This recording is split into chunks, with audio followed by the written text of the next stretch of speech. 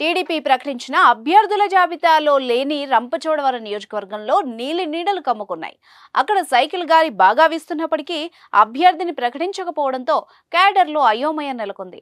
TDP Janasena పొత్తులో భాగంగా ఎన్నికల రేసులో ఉన్న 99 మంది ఉమ్మడి అభ్యర్థుల్ని ప్రకటించినా ఆ జాబితాలో అల్లూరి సీతారామరాజు జిల్లాకు చెందిన రంపచోడవరం అభ్యర్థి పేరు లేదు. మీ బిజినెస్ విస్తరించాలనుకుంటున్నారా? మార్చి 16-17 హైటెక్స్ లో ఫ్రాంచైజ్ ఇండియా బిగ్గెస్ట్ ఫ్రో ఎక్స్పో.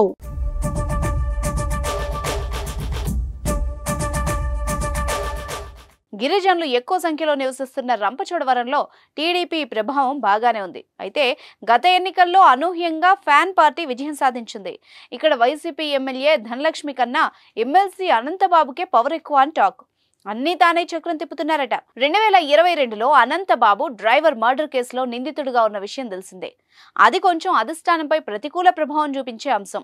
మరోపక్క సిట్టింగ్ ఎమ్మెల్యే ధనలక్ష్మి గిరిజనుల సమస్యలపై పెద్దగా ఫోకస్ పెట్టలేదని ప్రచారం సాగుతోంది.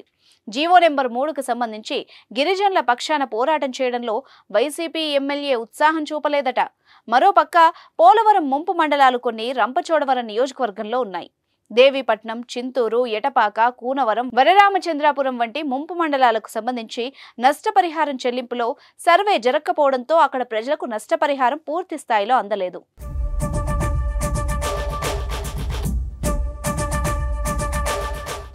ఇది కూడా వైసీపీకి ప్రతికూలంగా మారే అంశంగా ఎనలిస్టుల అంచనా. దీంతో ముంపు మండలాల బాధితులు టీడీపీ వైపు చూస్తున్నట్టు తెలుస్తోంది. వైసీపీ అధికారంలోకి వచ్చాక పోలవరం ప్రాజెక్టు పనుల్లో స్పిల్వే ఎత్తు పెంచారు. దీని ప్రభావంతో దేవీపట్నం మండలంలో నివాసితులు ముంపుకు గురవుతున్నారు. చిన్నపాటి వర్షానికే ప్రవాహం వెనక్కి రావడంతో దేవీపట్నం మునిగిపోతోంది. వారికి పునరావాసం కల్పించడంలో తాత్సారం జరుగుతోంది.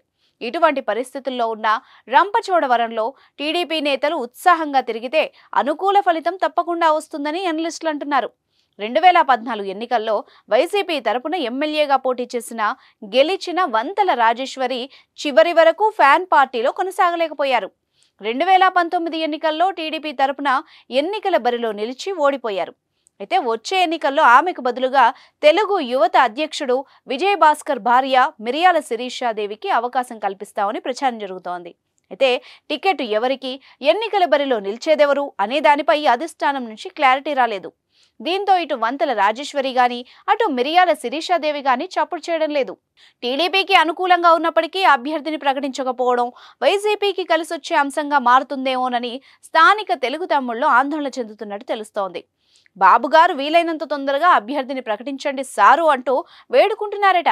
చూద్దాం మరి రంపచోడవరం ఎన్నికల బరిలో నిలిచేదెవరో గెలిచేదెవరో.